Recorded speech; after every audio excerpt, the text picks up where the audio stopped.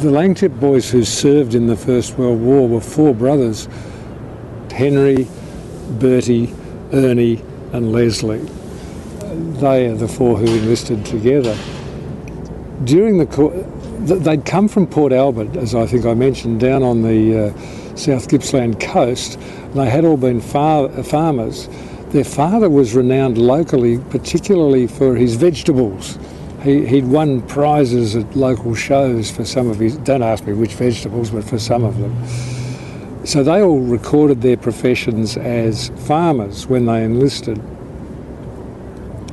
Apart from riding in the charge at Beersheba, Leslie was otherwise renowned, perhaps we could say, for two things.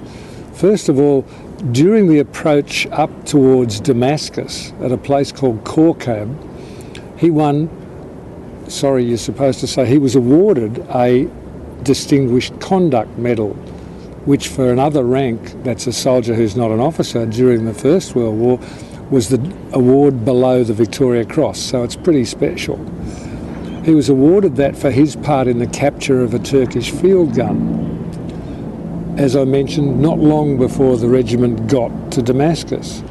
When they did finally get to Damascus, the Turks had been pretty badly knocked around, and a lot of them were ill, suffering from what was in fact the earliest signs of that dreadful influenza epidemic that went around the world in 1919. Now, the family folklore suggests that Leslie came across a rather strangely dressed English officer who was berating and being generally unkind to some Turkish prisoners. Leslie asked him to stop. The British officer duly ignored this young colonial.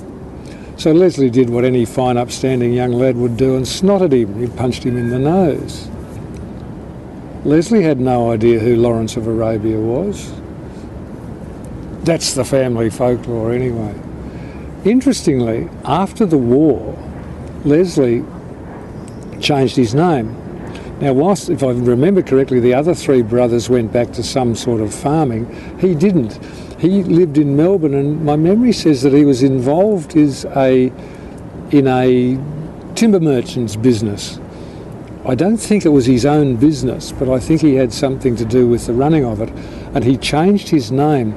Remember, their father's name was Langtip, and there's always that Anglo confusion of which part of a Chinese name comes first, and he was Chin Langtip. The boys all enlisted with the anglicised surname, one word, Langtip. After the war, Leslie changed his surname to Langton. The reason is not particularly apparent, except perhaps to make it sound less Chinese.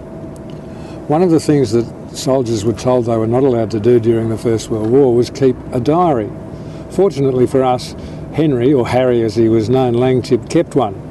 And he detailed all sorts of interesting things, quite apart from the day-to-day bits and pieces, talking about his mates, talking about how his brothers were, how on one occasion one of them was wounded, all those sorts of things.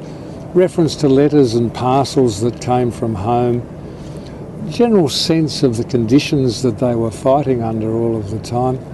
So that sort of thing gives us an insight far beyond the minutiae and detail of officialdom, and it really is quite wonderful 100 years on to read those sorts of things.